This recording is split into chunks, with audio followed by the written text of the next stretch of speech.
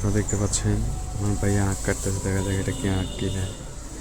আমরা চেক করবো আসার পরে এটা কি আসলে কি আঁখ। আমার তো মনে হচ্ছে না, দেখা যাক কি হয়।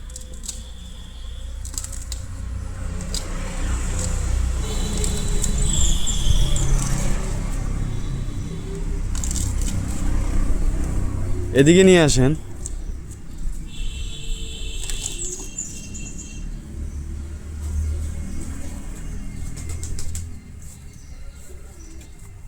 এটা কি আসলে আঁখ? না তো ভাইয়া, আমাদের লাগানো গাছ